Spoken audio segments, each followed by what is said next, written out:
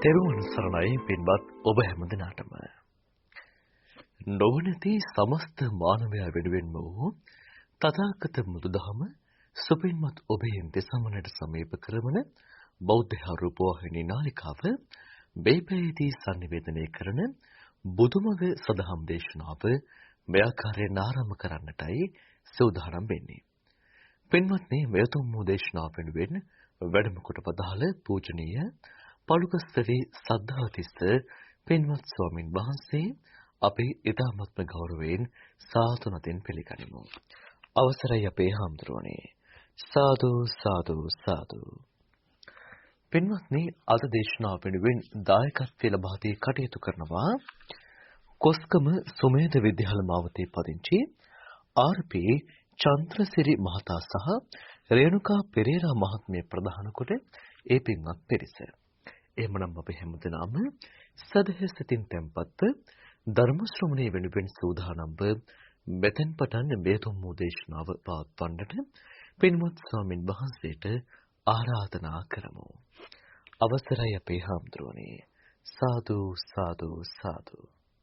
සමන්ත චක්කවාලේසු අත්‍රා ගච්ඡන්තු දේවතා සද්ධම්මං මුනි රාජස්ස සුනන්තු සග්ග මොක්ඛදං ධම්ම ශ්‍රවණ කාලෝ අයං බදන්තා ධම්ම ශ්‍රවණ කාලෝ අයං බදන්තා ධම්ම ශ්‍රවණ කාලෝ අයං බදන්තා නමෝ තස්ස භගවතු අරහතෝ සම්මා සම්බුද්දස්ස නමෝ තස්ස භගවතු අරහතෝ සම්මා සම්බුද්දස්ස නමෝ තස්ස භගවතු අරහතෝ සම්මා සම්බුද්දස්ස සන්තේ භික්ඛවේ ඒකේ සමනා බ්‍රාහ්මනා උද්ධමාඝාතනිකා සංඤී වාදා උද්ධමාඝාතනා සංඤින් අත්තානං පඤ්ඤාපෙන්ති සෝලසහි වත්තුනි.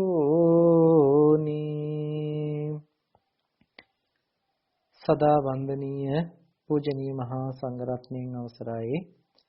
ධර්ම ශ්‍රවණාබිලාසී සදැහැති බෞද්ධ පින්වත්නි, බෞද්ධ මාධ්‍ය ජාලය හරහා සිදු කරනු ලබන බුදුමග දහම් වැඩසටහනේ තවත් එක් වැඩසටහනක් අද දවසේදී සිදු කරනු ලබනවා. අද මේ සිදු කරනු ලබන වැඩසටහනේ පින්බර දායකත්වයේ දරනු ලබනවා කොස්ගම සුමේධ විද්‍යාල මාවතේ පදිංචි ආර්.පී. චන්ද්‍රසිරි මහත්මයා, ඒ වගේම රේණුකා පෙරේරා මහත්මිනිය යන දෙපළ විසින් විශේෂයෙන්ම මේ අය බලාපොරොත්තු වෙනවා මීට වසරකට පෙර ආතුව ඒ පරලෝසපත් වන්නට යෙදුන මේරි මාග්‍රට් ඒ මහත්මිනිය, ඒ වගේම ආර්.පී. ගුණසේන, විල්බර්ට් පෙරේරා, ඒ වගේම මාලනී පෙරේරා යන ඒ ඥාති පිරිස සිහිපත් කරලා පරලොවින් සංග්‍රහ කරන්නට, ඒ පුණ්‍ය ආනුමෝදනා කරන්නට බලාපොරොත්තු වෙනවා. ඒ වගේම පවුලේ හැමදෙනාටම සෙත සාන්තිය ප්‍රාර්ථනා කරමින් ආශිර්වාද කරන්නට මේ පින්කමේදී බලාපොරොත්තු වෙනවා. ඒ වගේම විශේෂයෙන්ම මතක් කරන්නට ඕනේ බෞද්ධ මාධ්‍ය ජාලයේ නිර්මාතෘ දරණාගම කුසල ධම්මනායක ස්වාමින් වහන්සේටත් මේ වෙලාවේදී අපි සත්පුරුෂකමින් යුතුවම පුණ්‍ය ආනුමෝදනා කරනවා. නායක ස්වාමින් වහන්සේ ප්‍රාර්ථනා කරන්නේ සම්මා සම්බුද්ධත්වයේ සඳහා මේ පුණ්‍ය ශක්තිය පාරමිතාවක් වෙන්නට, ඒ පාරමිතාවන් ගොන්නට එකතු වේවා කියලා අපි ආශිර්වාද කරමු. ඉතින් අද දවසේදීත් අප මේ වැඩසටහන හරහා සිදු කරගෙන එන්නට යෙදුනේ මිත්‍යා දෘෂ්ටි 62 පිළිබඳව. ඉතින් මීට කලින් වැඩසටහන් වලදී අපි මේ මිත්‍යා දෘෂ්ටි 18ක් පිළිබඳව සාකච්ඡා කළා, පැහැදිලි කළා. ඉතින් අද දවසේ මේ මිත්‍යා දෘෂ්ටි 18ට අතිරේක අමතරව එහෙම නැත්නම් මේ 18න් පරිබාහිරව වෙනත්ම පැතිකඩක් පැහැදිලි කරන්නට බලාපොරොත්තු වෙනවා. මොකද මේ 18ම කලින් කතා කළ 18ම අයිති වෙන්නේ పూర్වන්තයට ගියපු එහෙම නැත්නම් පෙර භවයන් පිළිබඳව ඇති කරගන්නා වූ දිට්ඨි පිළිබඳවයි. අදින් අනතුරුව මේ අද ඉඳන් මේ කරන ඉදිරි වැඩසටහන් කීපයේදී පැහැදිලි කරන්නේ අපරාන්ත කල්පිතයේ පිළිබඳව. මරණින් පස්සේ සිද්ධ වෙන උප්පත්තිය පිළිබඳව. එහෙම නැත්නම් අපරයට, එහෙම නැත්නම් මරණින් පස්සේ සිද්ධ වෙන සිදුවීමක් පිළිබඳව ඇති කරගනු ලබන දිට්ඨි ටික කොයි ආකාරයෙන්ද උපදින්නේ කියන එක පිළිබඳව පැහැදිලි කරලා දෙන්න. ඉතින් මේ මරණින් මත්තේ නිට්ටය වූ සංඥාව සහිත ආත්මයක් ඇති බවට, ඒ කියන්නේ ආත්මයක් ඇති බවට ඇති කරගනු ලබන දිට්ඨිය, ඒ කියන්නේ මරණින් මතු නිට්ටය වූ සංඥාවක් සහිත ආත්මයක් ඇති බවමයි කියන නිට්ටය සංඥාවේ යුක්තව කටයුතු කරන ආකාරයේ දිට්ඨි 16ක් පිළිබඳව අද කතා බහ කරන්නට තිබෙනවා. ඉතින් අද කාරණාව ටිකක් ලොකු කරුණු ටිකක් තිබෙනවා. නමුත් මම මේක කාරණා ටික පැහැදිලි කරලා, එක කාරණයක් පැහැදිලි කරලා ඒ අනුව අනිත් කාරණා කොහොමද ගොනු වෙන්නේ කියන එක පිළිබඳව ඔබට ඉදිරිපත් කළ දෙන්නට පුළුවන්කම තිබෙනවා. ඒ නිසා ඔබට නුවණැති නිසා මේ පිළිබඳව එක කාරණයක් හොඳට මනමින් පැහැදිලි කරගත්තාම ඒ අනුවගේ අනිත් දහම් කරුණු ටික තේරුම් ගන්නට පුළුවන්කම තිබෙනවා. කාල වේලාවේ හැටියට පුළුවන් තරම් උත්සාහවත් වෙන්නම් ඔබට මේ පිළිබඳව පැහැදිලි කරලා දෙන්නට. නමුත් මේ හැම කාරණයක් පිළිබඳවම අපේ ජීවිතේ අපි තේරුම් ගත යුතුයි. මොකද අපිට වරදින්න පුළුවන්, අපිට රැවටෙන්න පුළුවන් වැරදි දිට්ඨි පිළිබඳවයි මේ පැහැදිලි කරන්නේ. බුදුරජාණන් වහන්සේ ලෝකේ පහළ වෙනකොට ලෝකයේ තුල සම්මා දිට්ඨියටපත් වෙන ආකාරය පිළිබඳව යථාභූත ඥාන දර්ශනීය උපදවා ගන්න ආකාරයේ පණිවිඩයක් ලෝකෙ තිබුණේ නැහැ. ඒ නොතිබිච්ච නිසාමයි සම්මා සම්බුදුරජාණන් වහන්සේ නමක් ලෝකෙට පහළ වෙලා ඒ යථාර්ථවාදී දර්ශනයක්, එහෙම නැතිනම් සම්මා දිට්ඨිය පිළිබඳ වූ දර්ශනයක්, දිට්ඨි සම්පන්නෙක් බවට පත් වෙන්නට, වැරදි දැකීමෙන් අතමුදවන්න පුළුවන්කම ලැබෙන විදිහේ නිවැරදි දර්ශනයක් ලෝකෙට ඉදිරිපත් කරන්නේ.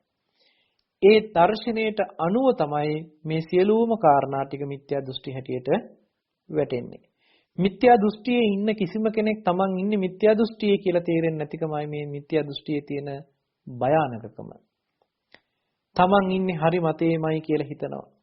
නමුත් බුදුරජාණන් වහන්සේ අපට නිවැරදිව මතේ එහෙම නැතිනම් Taman ඉන්න තැන කොතනද, ඒ ඉන්න තැනින් ගැලවෙන්න ඕනේ ඇයි කියන එක පිළිබඳව දේශනා කරනවා.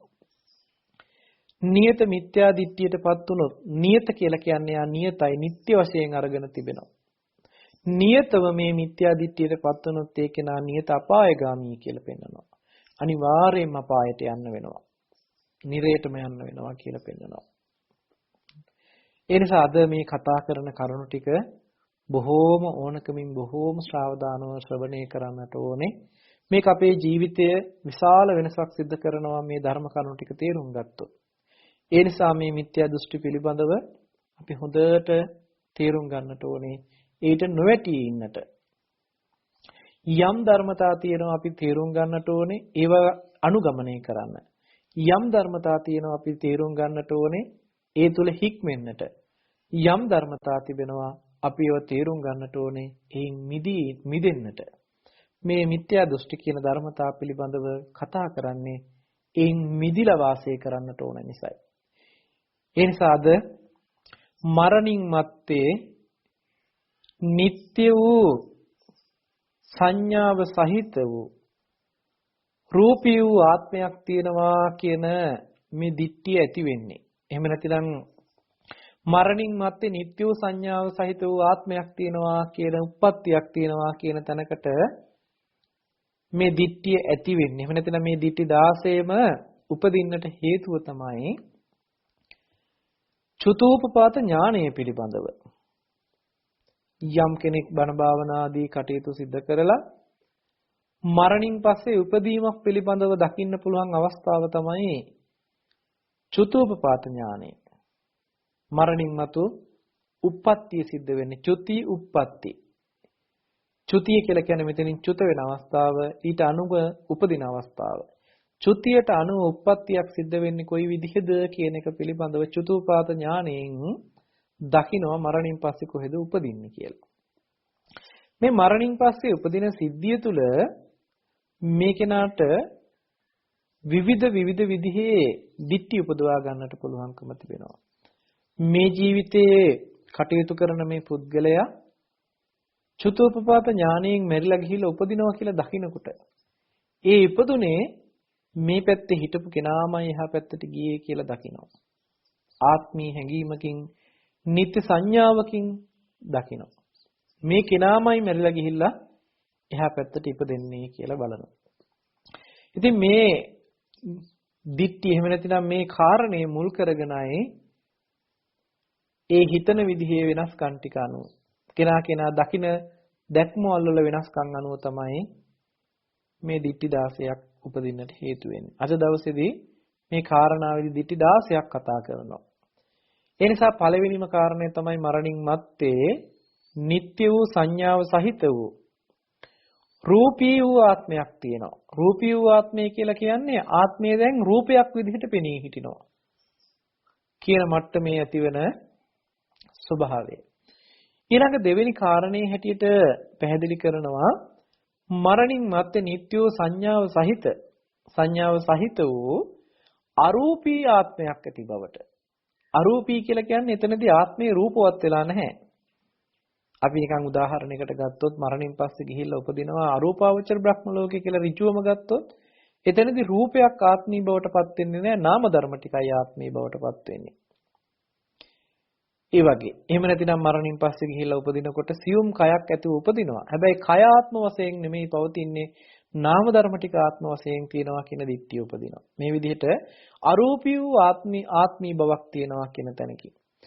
ඊළඟට තුන්වෙනි කාරණාවේදී පැහැදිලි කරන්නේ මරණින් මත්තේ නිත්‍ය සංඥාව සහිත වූ රූපී වූ අරූපී වූ ආත්මයක් ඇති බවට. රූපී වූ හෝ අරූපී වූ ආත්මයක්. කියන්නේ රූපී බවක් තියෙනවා, අරූපී බවක් තියෙනවා. මෙතන රූපී බව කියලා කියන්නේ රූප ධර්මය, අරූපී බව කියලා කියන්නේ නාම ධර්මය. නාම රූප දෙකම ආත්ම වශයෙන් උපදින උප්පත්තියක් ගැනයි මේ කතා කරන්නේ. අපි ඉදිරියේදී මේ පිළිබඳව බලමු පැහැදිලි කරගන්නට. ඊළඟට හතරවෙනි කාරණේ හැටියට පැහැදිලි කරනවා මරණින් මත්තේ නিত্য වූ සංඥාව සහිත රූපීත් නොවන අරූපීත් නොවන නিত্য සංඥාව සහිත වූ ආත්මයක් තියෙනවා. රූපී බවක් වෙන්නෙත් නැහැ, අරූපී බවක් වෙන්නෙත් නැහැ. හැබැයි ඒ වුණාට එතන නැවත ගිහින් උපදිනවා නিত্য සංඥාව සහිත වූ ආත්මයක් විදිහට. අපි මේ කාරණා එකින්ක අවස්ථාව හැටියට කතා කරමු. ඊළඟට අත්වත් බවක් ඇති. ඒ කියන්නේ එක අන්තයක්. එහෙම නැතිනම් එක කෙලවරක් ඇති. ඒ කියන්නේ මේ උප්පත්ති තව ආත්ම කීයද? එහෙම නැතිනම් මේ මෙච්චර ආත්ම ගානක් තව උපදිනවා කියලා අනාගතයේ මෙන්න මේ අන්තයේ කෙලවරක් දකිනවා. උප්පත්තියේ කෙලවරක් දකිනවා. අන්තවත් බවක් ඇති වූ නිත්‍ය සංඥාව සහිත. ඒ කියන්නේ කෙලවරක් තියෙන තව ආත්ම මෙච්චරයි කියලා එක අන්තයක්. එහෙම නැතිනම් කෙලවරක් දකිනවා. ඒ කෙලවරක් උප්පත්ති තියෙන තව උප්පත්ති 6යි, උප්පත්ති 10යි, තව උප්පත්ති 100යි, උප්පත්ති තව 1000යි හරි තව අනාගතයේ මෙච්චරයි උපදින්නේ කියලා මට්ටමකින් යම් විදියක කෙලවරක් දකිනවා නම් උප්පත්තියේ. එතන අන්තයක් දකිනවා. ඒ අන්තවත් වූ උප්පත්තිය දකිනවා නිත්‍ය සංඥාව සහිත වූ ආත්මයකින්මයි උපදින්නේ කියලා. එතනදිත් අර වගේමයි නිත්‍ය සංඥාව සහිත වූ ආත්මයක්මයි උප්පත්තියකට යන්නේ. හැබැයි උප්පත්ති ගණන එක කෙලවරක් දකිනවා. අන්තයක් තියෙනවා. ඒ කාරණේ පස්වෙනි කාරණේ හැටියට පෙන්වන්න පුළුවන්කම තියෙනවා.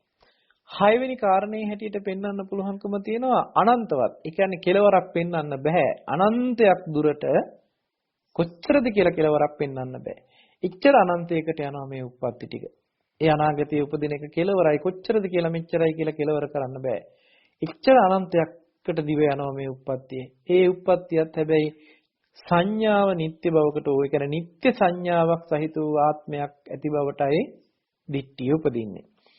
ඊළඟට හත්වෙනි කාරණේ හැටියට අත්තානන්ත බවක්. ඒ කියන්නේ එක්කෝ අත්‍යයක් එහෙම නැත්නම් කෙලවරක් තියෙනවා. එහෙම නැත්නම් අනන්තයක් තියෙනවා. කෙලවරක් නැති බවක් තියෙනවා. ඒ වගේ කෙලවරකට හෝ කෙලවර නොවන තැනකට කියන තැනකින් නිත්‍ය සංඥාව සහිත ආත්මයක් පවතිනවා කියලා ඇති වෙන වැරදි දැකීමක් තියෙනවා. මේකක් එකක් ගන්න අපි පැහැදිලි කරගමු. ඊළඟට අන්තද නොවන අනන්තද නොවන බවක් මේ නිත්‍ය සංඥාව සහිත ආත්මයක් ඇති බවට උපදින දිට්ඨියක් තියෙනවා. ඊළඟට 9 වෙනි කාරණේ හැටියට පෙන්වන්නේ ඒකත්ත සංඤී. සංඥා ගොඩාක් නෙමෙයි එක සංඥාවයි. එක සංඥාවක්ම ආත්මවත්භාවයේ ඇති කර ගන්නවා මරණින් මත්තේ නිත්‍ය සංඥාව සහිත උප්පත්තියකට යනවා. එතනදී එක සංඥාවක් තමයි. ඒක සංඥාවක් වඩමින් ඒකේනා ආත්මභාවයේ මුල් කරගෙන නැවත මරණින් පස්සේ උප්පත්තියකට යනවා. එතන ඒක සංඥාවක් පිළිබඳව පෙන්වනවා. ඊළඟට නානත් සංඥා. නානත් නොඑක් සංඥාවන් අරමුණු කරගෙන නිත්‍ය භවකටපත් කරගෙන ආත්ම භාවයක් ඇති කරගෙන මරණින් පස්සේ උප්පත්තියකට යනවා. ඊළඟට 11 වෙනි කාරණේ හැටියට පෙන්වනවා පරිත්ත සංඥා. පරිත්ත සංඥාවක් කියලා කියන්නේ එතන පරිත්තයි කියලා කියන්නේ බොහොම පරිත්ත කියන අදහස ඉදිරිපත් කරනවා බොහොම පටුයි කියන එක. අපේ මානසික මට්ටම හරි පරිත්තයි කියලා වගේ අදහසක් පෙන්වන්නේ පරිත්ත කියලා කියන්නේ විකාශනයේ නොවුන බොහොම පටු මට්ටමකට බොහොම සියුම් සුළු ඒ කියන්නේ සුළු ප්‍රමාණයක් තියෙන. යම් දැනුම් පරාසයක් තියෙනවා නම් බොහොම පරිත්ත දැනුමක්. ඒ කියන්නේ පොඩි දැනුමක් තියෙන්නේ. මොහුකුරා නොගිය බවක් තියෙන්නේ. ඒ වගේ පරිත්ත සංඥාවක් කියලා කියන්නේ මෙයා වඩන සංඥාව පරිත්ත සංඥාවක්. ගොඩාක් විහිදුන බොහෝ සෙයින් පුරුදු පුහුණු කරපු සංඥාවක් නෙමෙයි. බොහොම අල්ප වශයෙන් තියෙන සංඥාවකට කියනවා පරිත්ත සංඥාවක් කියලා. මේ පරිත්ත සංඥාවක් වඩන කෙනා නිත්‍ය සංඥාවෙන් යුක්ත වූ මරණින් මතු නිත්‍ය සංඥාව සහිත වූ ආත්මයක් පවතිනවා කියන තැනකින් ඇති කරගනු ලබන දිට්ඨියක් තමයි මෙතනදී මේ පරිත්ත සංඥාවෙන් පෙන්වන්නේ.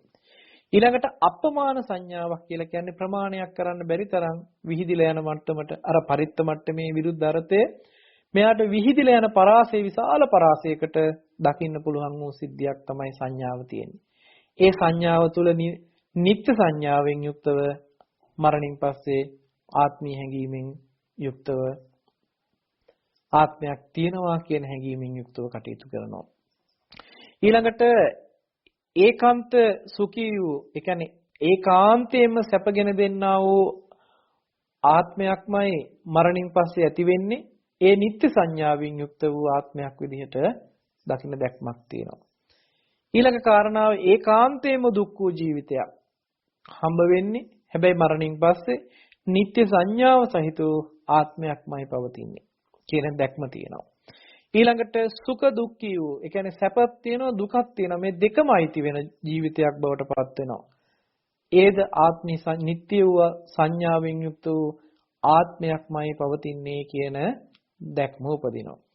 ඊළඟට අදුක්කම සුඛ වූ ඒ කියන්නේ දුකත් නැති සැපත් නැති ආත්ම භාවයකින් යුක්ත වෙච්ච නිත්‍ය සංඥාවෙන් යුක්ත ආත්මයක්මයි පවතින්නේ කියන දැක්ම උපදිනවා.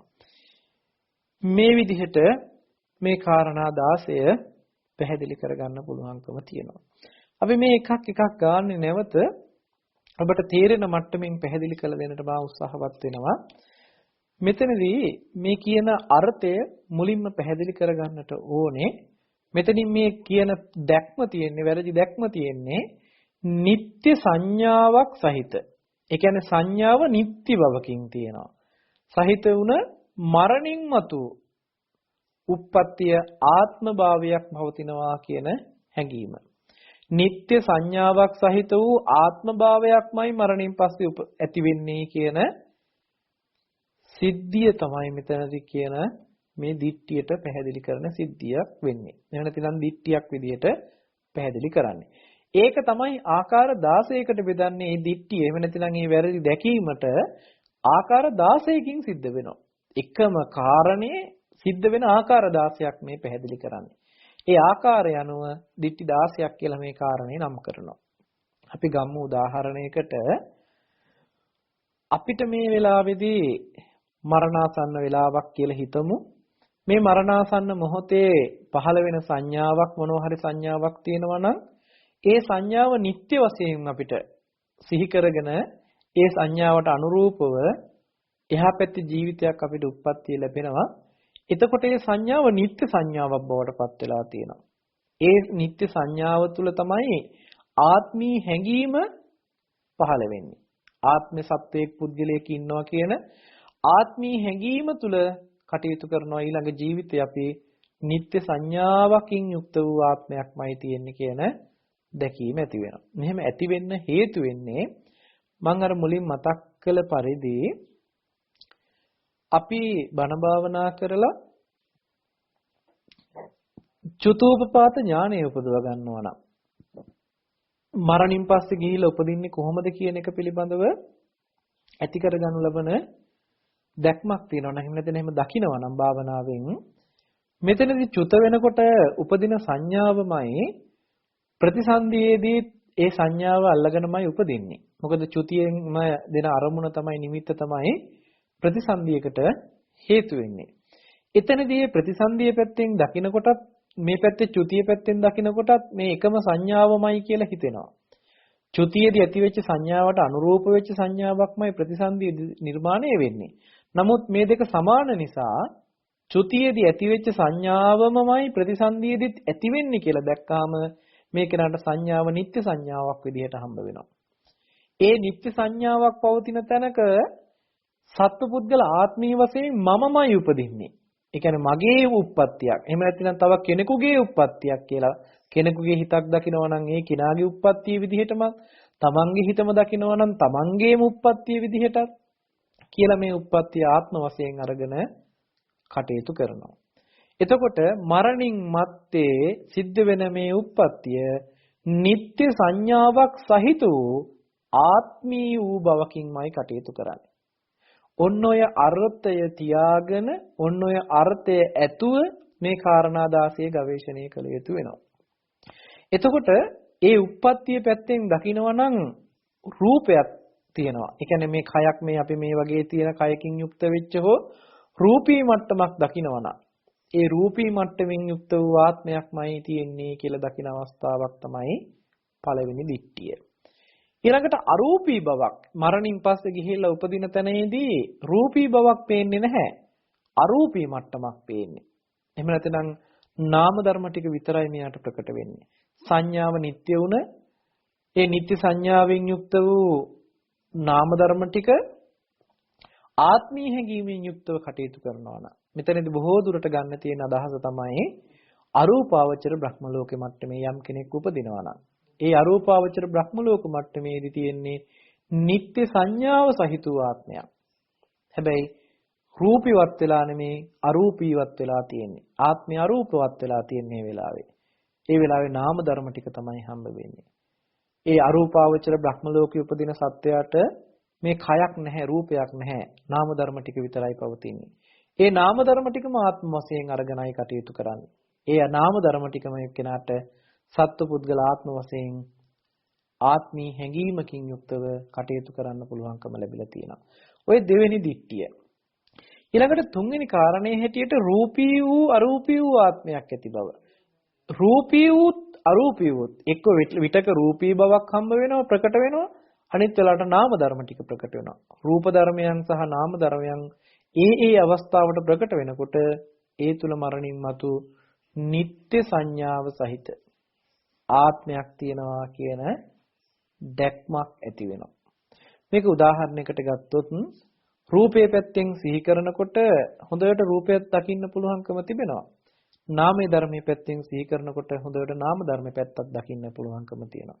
ඒ නිසා මේ කෙනාට රූපයත් නාමයත් කියන මේ දෙකම ආත්ම වශයෙන් ගන්න පුළුවන් අවස්ථාවක් ගැනයි මෙතනදී පැහැදිලි කරන්නේ. ඊළඟ කාරණාවේදී එතන මේ තුන්වෙනි කාරණාවේදී රූප ධර්මයන් සහ අරූප ධර්මයන් දෙකම ආත්මයක් ඇති බවට හම් වෙන සිද්ධි අපි ගත හැකි කාමාවචර ලෝකයේ කියලා.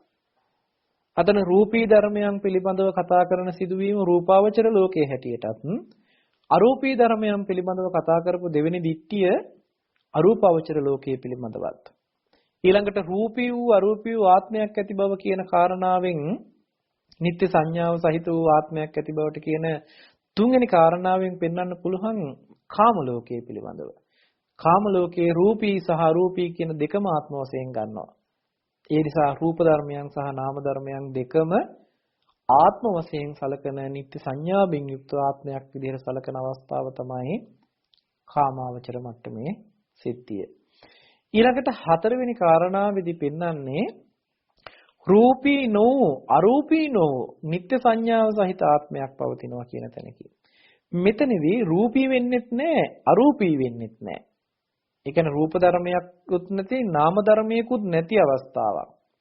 ඔන්න ඔය වෙලාවේදී නිත්‍ය සංඥාව සහිත වූ ආත්මයක් පවතිනවා. සංඥාව නිත්‍ය වුණත් මෙතනදී රූප ධර්මයක්වත් නාම ධර්මයක්වත් ප්‍රකට වෙන්නේ නැති නිසා අසඤ්ඤී කියලා මට්ටමකින් පෙන්නනවා. අසඤ්ඤා තලයේ කියලා පෙන්වන්නේ බ්‍රහ්ම ලෝකවලින්.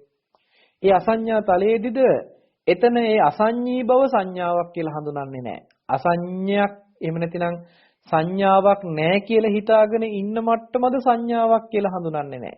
ඒ නිසා අසඤ්ඤී බව පෙන්නනවා මෙතනදී රූපත් නෝ අරූපත් නෝ මට්ටම. රූපීත් නෝ අරූපීත් නෝ නිත්‍ය සංඥාව සහිතයි. හැබැයි සංඥාවක් තියෙනවා මෙයාට නිත්‍ය සංඥාවක්. ඒ නිත්‍ය සංඥාවක් නැහැ කියලාම සිහි කරගත්ත සංඥාව තමයි නිත්‍ය සංඥාවක් වෙන්නේ. මොකද සංඥාවක් නැහැ කියලා සිහි කරන එකත් සංඥාවක් කියලා හඳුනා ගන්නට නුවණ නැහැ. ඒ නිසා ඒ අය එතනදී දිට්ඨියකටපත් වෙනවා අසඤ්ඤී භවකින් කටයුතු කරලා ඒ අසඤ්ඤී වූ සංඥාව නිත්‍ය සංඥාවෙන් යුක්තව අරගෙන ඒ තුල උප්පත්තියකට ආත්මයක් තියෙනවා කියන තැනකින් වැරදි දැකීමක් ඇති වෙනවා. අපි මේ කතා කරේ කාරණා හතරක්. ඊළඟට පස්වෙනි කාරණාව හැටියට අන්තයක් එහෙම නැත්නම් කෙලවරක්. එක අන්තයක් එහෙම නැත්නම් එක පැත්තක එක කෙලවරක් තියෙනවා. ඒ කෙලවරක් ඇති බවට එහෙම නැත්නම් එක අන්තයක් ඇති බවට ඒ කියන්නේ උපදින ආත්මයේ කෙලවරක් තියෙනවා. තව ආත්ම 100යි උපදින්නේ. එහෙම නැත්නම් තව ආත්ම 1000යි උපදින්නේ. තව ආත්ම ලක්ෂයක් උපදිනවා කියලා එක අන්තයක් දකින්න පුළුවන්. ඒ අන්තය තුල හැබැයි දකින්නේ ආත්මී සත්ව පුද්ගලයෙක්මයි උපදින්නේ. ඒකද නිත්‍ය සංඥාව සහිත වූ ආත්මයක්මයි තියෙන්නේ කියන හැඟීමෙන් යුක්තව තමයි බලන්නේ. මම තව ආත්ම 100ක් උපදිනවා. මම මරණින් පස්සේ ගිහිල්ලා තව ආත්ම 100යි උපදින්නේ. ඒ 100 උපදිනකොට ඒද ආත්මයක් මමමයි උපදින්නේ. ඒ තුල නිත්‍ය සංඥාවේ. නිත්‍ය සංඥාව කියලා කියන්නේ ඒ උපදින ආත්ම 100යි මං ඊට නම් වැඩි යන්නේ නැහැ. නිත්‍ය වශයෙන්ම තියෙනවා. අන්තයක් තියෙනවා. ඒක කෙලවරක් තියෙනවා. ආත්ම 100මයි උපදින්නේ. කියන තැනකින් නිත්‍ය කරගෙන අරගෙන තියෙනවා ඒ සිදුවීම. එතනදී තියෙන්නේ අන්තවත් බවක්. එක අන්තයකට ගිහිල්ලා එක අන්තයක් කියන්නේ එක කෙලවරක් ගිහිල්ලා. එක කෙලවරකට ගිහිල්ලා තියෙනවා. ඊළඟට 6 වෙනි කාරණේ හැටියට පෙන්නනවා අනන්තවත් වූ සිදුවීමක් පිළිබඳව. මේ අනන්තවත් කියලා කියන්නේ අනන්තයකට කියලා කියන්නේ කොච්චරද කියලා කෙලවරක් කියන්න බෑ. තමන්ගේ මරණින් පස්සේ උප්පත්තිය ආත්ම මෙච්චරයි තව තියෙන්නේ කියලා කෙලවරක් කියන්න බෑ. අනන්ත වූ සසරක් කියලා කියන්නේ. එහෙනම් අනන්තයකට යන එහෙම නැතිනම් කෙලවරක් පරක් පෙරක් ඉමක් කොනක් නොපෙනෙන අනන්තයක් දක්වා මේ ජීවිතයේ ආත්ම වශයෙන් යන සිදුවීමක් පිළිබඳව මම මෙරි මෙරි උපදිනවා තව අනන්තයක් දක්වා කියන දිට්ඨිය තමයි මෙතනදී පැහැදිලි කරන්නේ. 7 වෙනි කාරණේ හැටියට ඉදිරිපත් කරන්නේ අන්තානන්ත බවක්. ඒ කියන්නේ අන්තයක් තියෙන්නත් පුළුවන් අනන්තයක් තියෙන්නත් පුළුවන්. ස්ථිරව කියන්න බෑ මෙයාට. අන්තයකට යන්නත් පුළුවන් එහෙම නැත්නම් කෙලවරක් තියෙන්නත් පුළුවන් කෙලවරක් නොවන මට්ටමට දීර්ඝ කාලයක් වෙන්නත් පුළුවන්. ඒක ස්ථිරව කියන්න බෑ මෙතනදී. ඒ කියන්නේ මේ මරණින් පස්සේ යන මේ මෙරි මෙරි උපදින සිදුවීම මෙච්චර කාලයක් වෙනවා කියලා නිශ්චිතව තීරණය කරන්න බෑ. ඒක එක අන්තයක් තියෙන්නත් පුළුවන්. එහෙම නැතිනම් අනන්තයක් තියෙන්නත් පුළුවන්.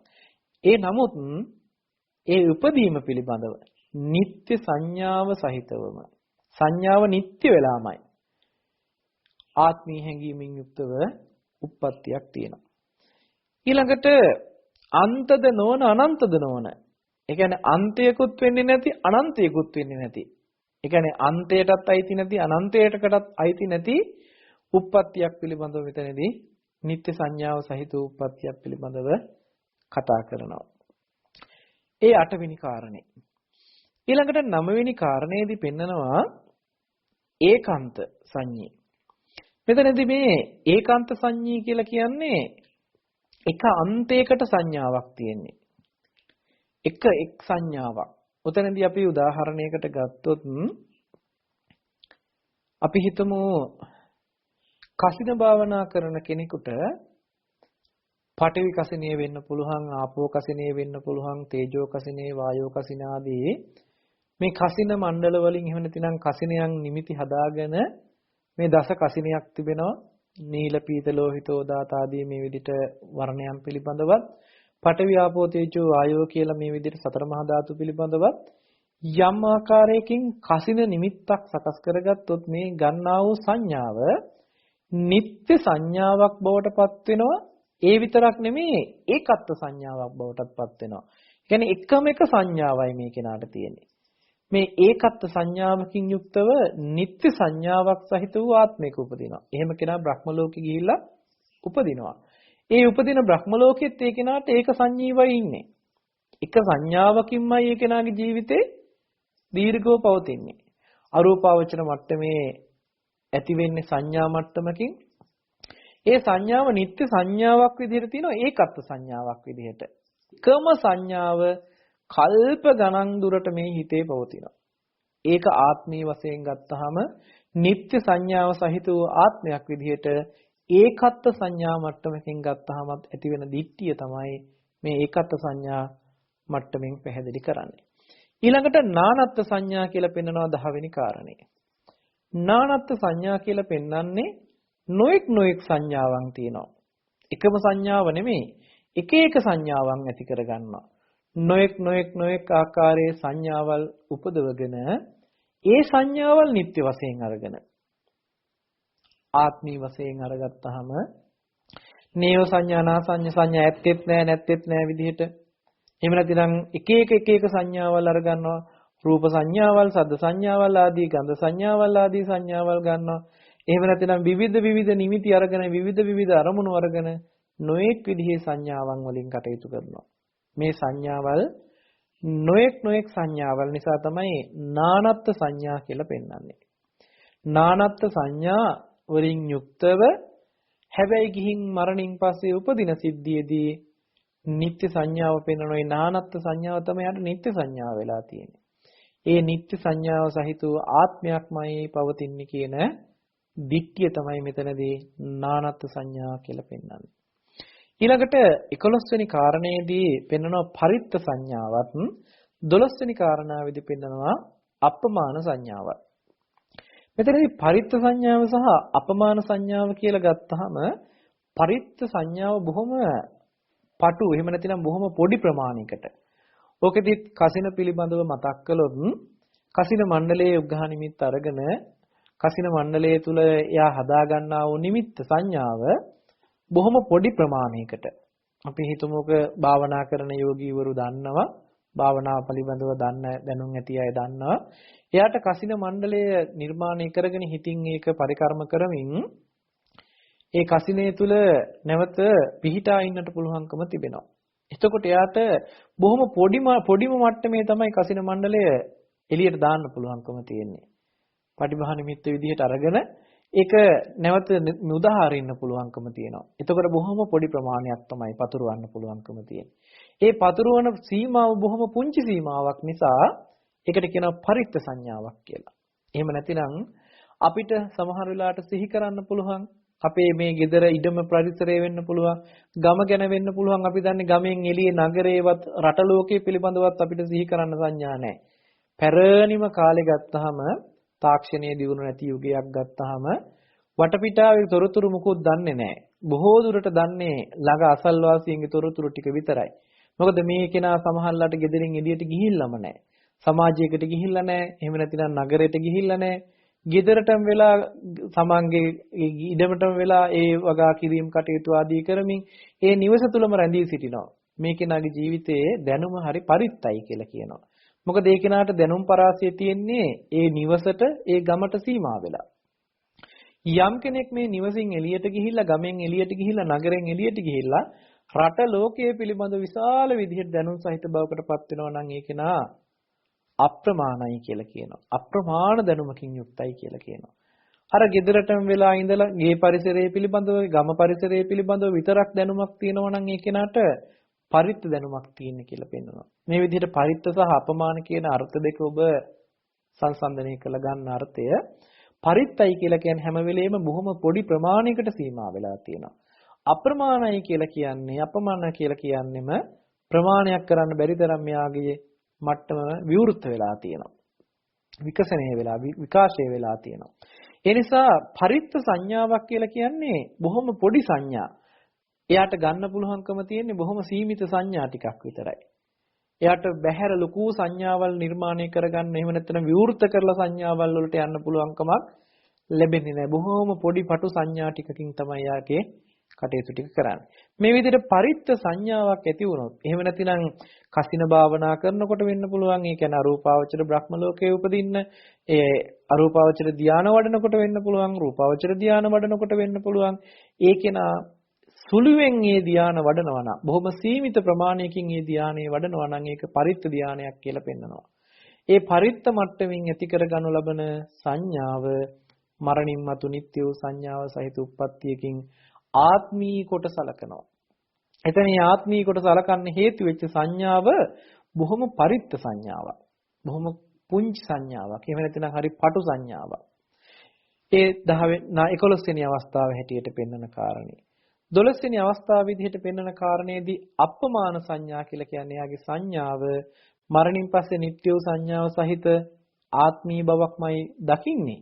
හැබැයි මෙයාගේ සංඥාව මේ වෙලාවේ පරිත්ත වෙලා නැහැ. අප්‍රමාණ වෙලා තියෙන්නේ. ප්‍රමාණ කරන්න බැරි විදිහට හොඳට විකාශනය කරගත්ත, විවෘත කරගත්ත සංඥාවල් ටිකක් අරගෙන ඒ සංඥාවල් වලට අනුව තමයි මෙයාගේ නිත්‍ය සංඥාව ලැබිලා තියෙන්නේ. ඉතින් මේ විදිහට අප්‍රමාණ සංඥාවත් තේරුම් ගන්නට උත්සාහවත් වෙන්න.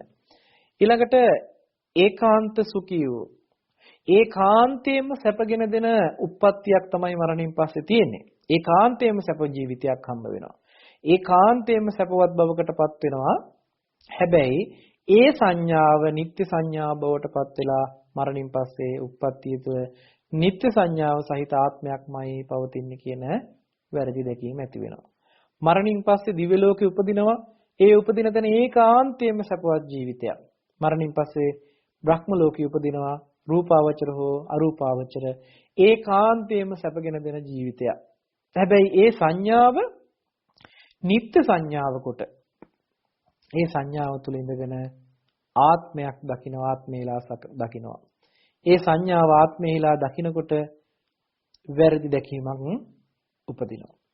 එතන ඒකාන්ත වශයෙන්ම සැප තියෙනවා කියන අර්ථය තියෙනවා. ඒකාන්ත වශයෙන්ම දුක්ඛිත වූ ජීවිතයක් ලැබෙන්නේ. ඒකාන්ත වශයෙන්ම දුක්ඛිත වූ ජීවිතයක් නම් ලැබෙන්නේ සතර මහා අපායේ. සතර මහා අපායේ උපදිනවා දකින්නවා මරණින් පස්සේ. මේ චතුප්පාත ඥානෙ උපදවගෙන බලනකොට, තව කෙනෙකුගේ හෝ බලනකොට ඒකාන්තයෙන්ම අපායේ ගිහිල්ලා උපදින්නේ මේ කෙනා. ඒකාන්තයෙන්ම දුක්ඛිතයි ජීවිතේ. හැබැයි ඒකාන්තයෙන්ම දුක්ඛිත වූ ජීවිතයක් ලැබුණට ඒ ලැබෙන ජීවිතය නිත්‍ය සංඥාවෙන් අරගෙන එතන උපදින ආත්මයක්මයි සත්‍යයේ පුද්ගලයක ආත්ම වූ ජීවිතයක්මයි තියෙන්නේ කියලා දකින වැරදි දැකීමක් තියෙනවා. ඊළඟට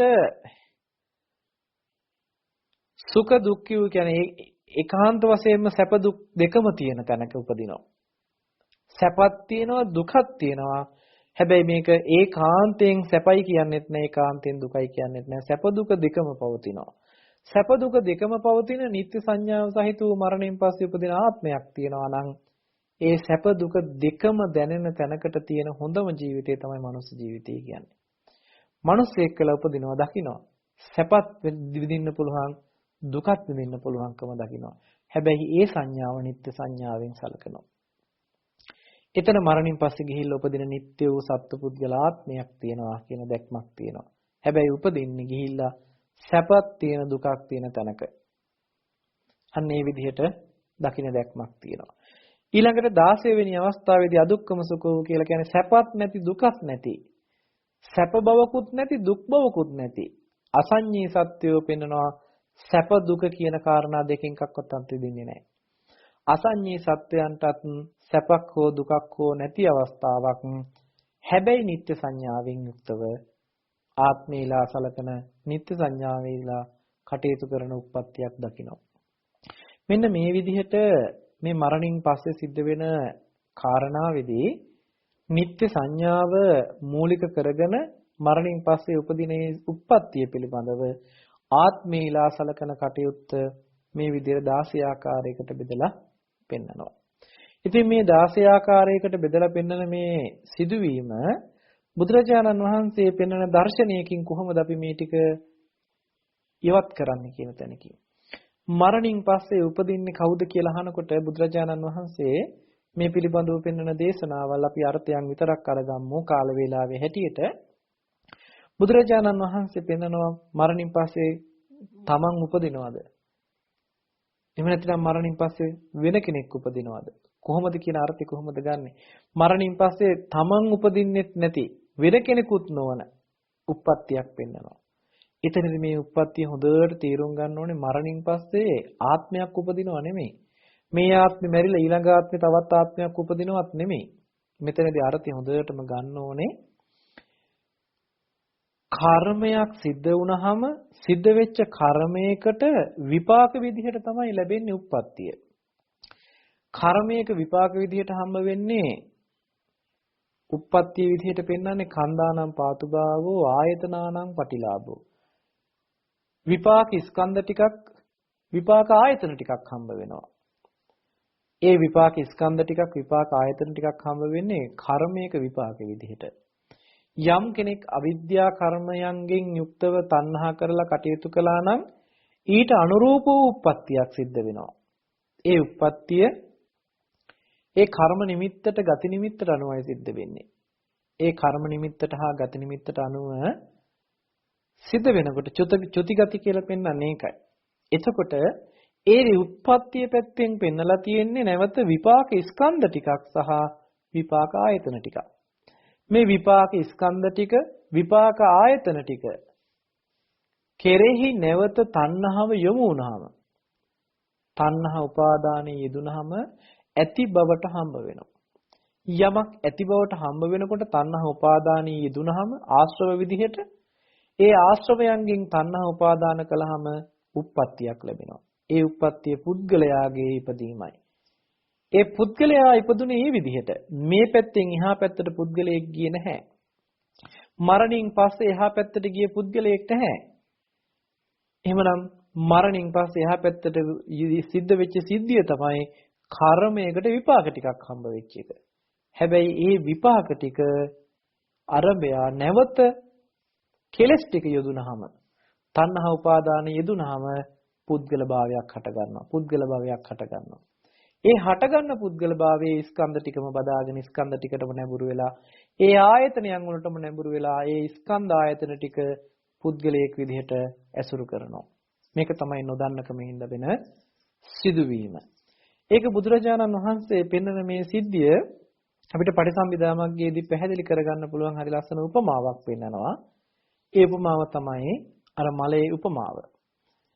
මලක සුවඳ කියන කාරණේ තියෙන්නේ ඒ රේණු ටික නිසා, ඒ පෙති ටික නිසා, ඒ කෙමිය නිසා. මේ රේණුත් පෙතිත් කෙමියත් කියන මේ කාරණා ටිකේ මැසුරු කරගෙන පවතින සුවඳ ඒ මල පර වෙනකොට ඒ සුවඳ ඉවර වෙනවා.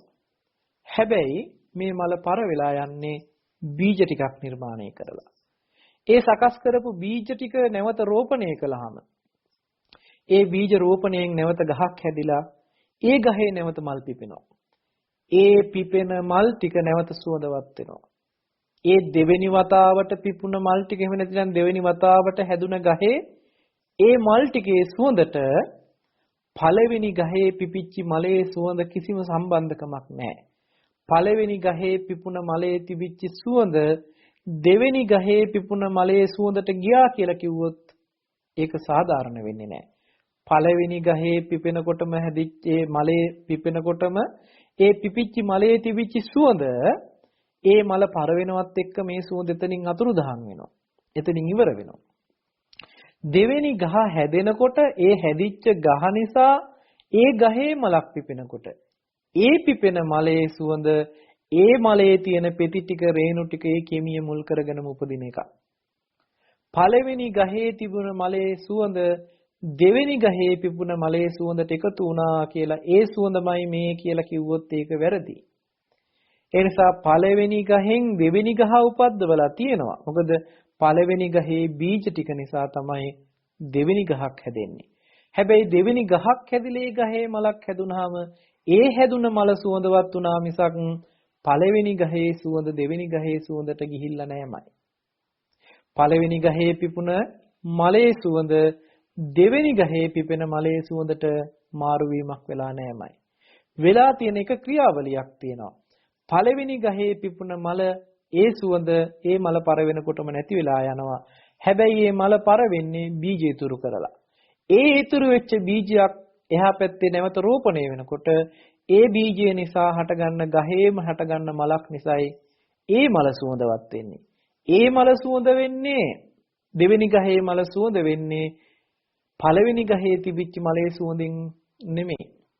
දෙවෙනි ගහේ මල සුවඳ වෙන්නේ දෙවෙනි ගහේ මලේම තියෙන පෙති රේණු කෙමිය නිසාමයි.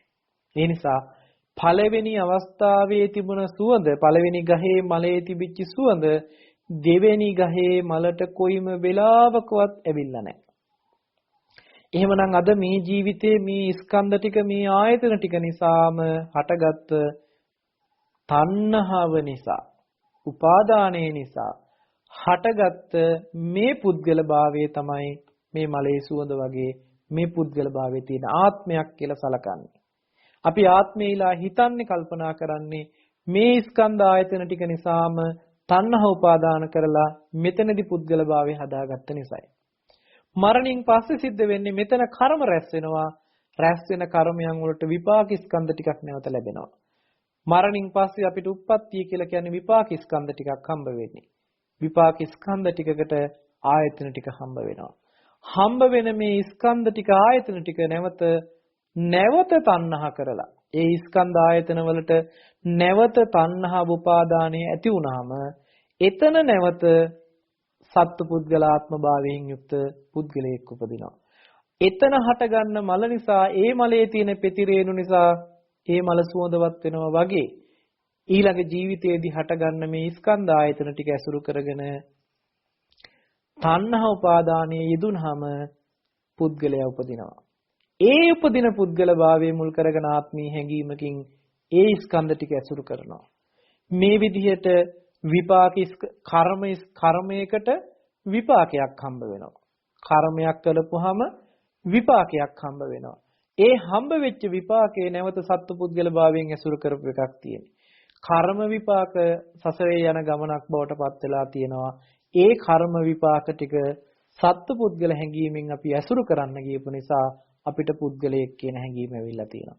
ඒ පුද්ගල භාවය කියන හැඟීම අපේ ඉපදුන නිසාමයි අපිට නිත්‍ය සංඥාව උපදවගෙන මරණින් පස්සේ නිත්‍ය වූ සංඥාවක් සහිත ආත්මයක්මයි පවතින්නේ කියන හැඟීමෙන් යුක්තව මේ 16 ආකාරයක දිට්ඨි උපදවා ගන්න පුළුවන්කම තිබෙනවා.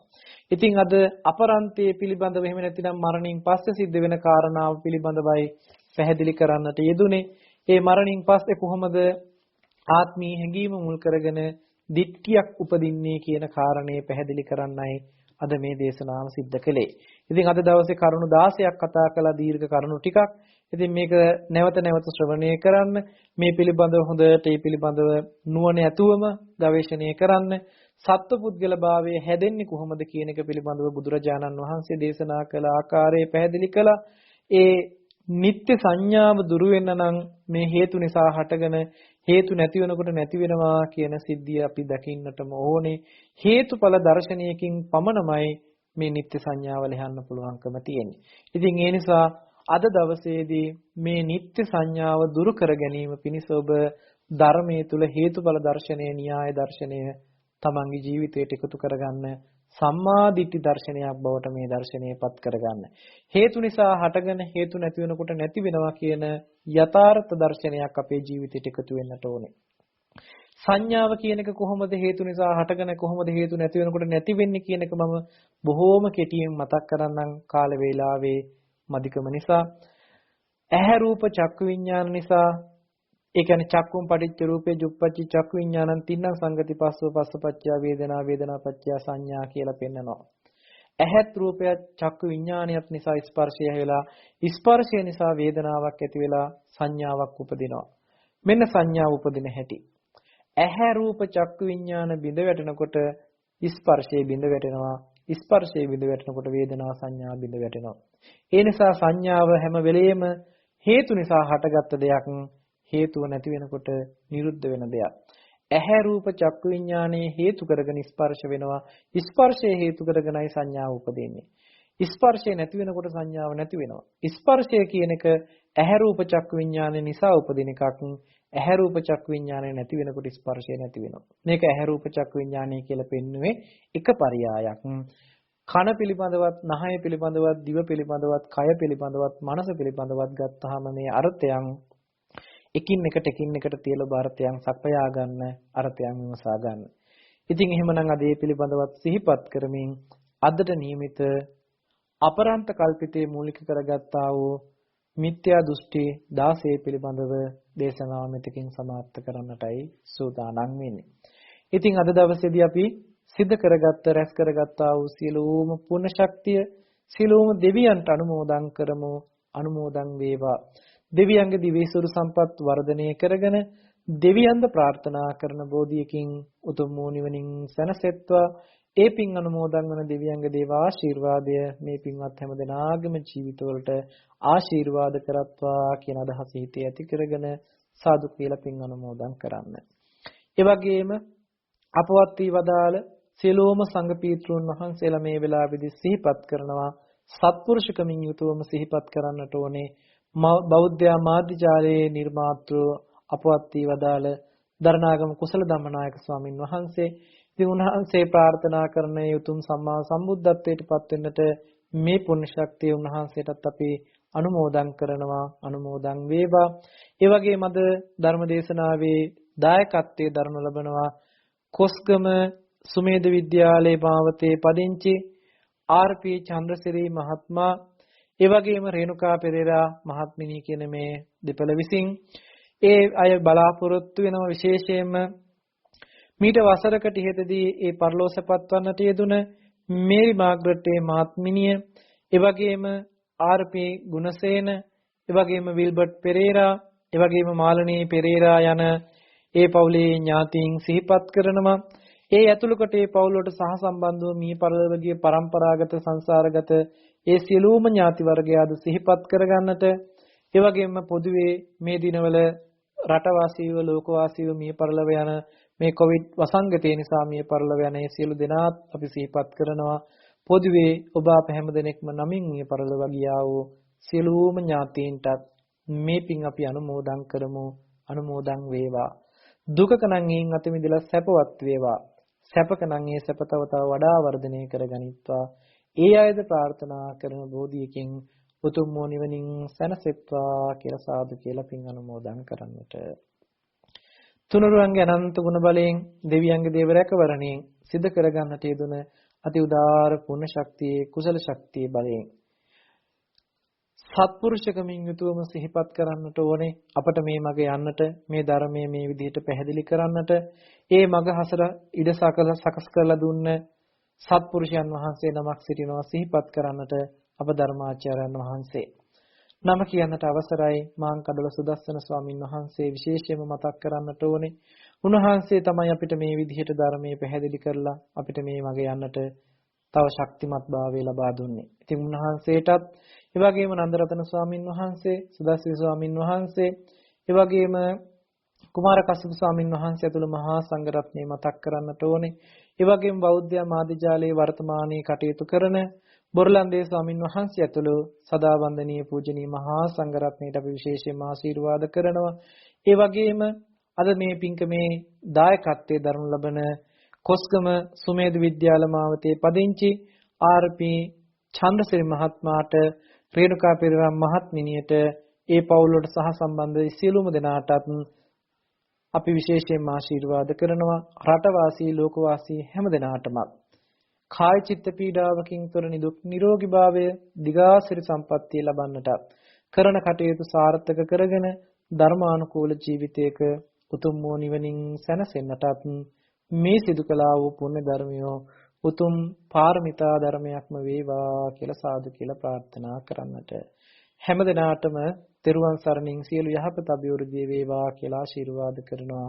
හැම දිනාටම තෙරුවන් සරණයි.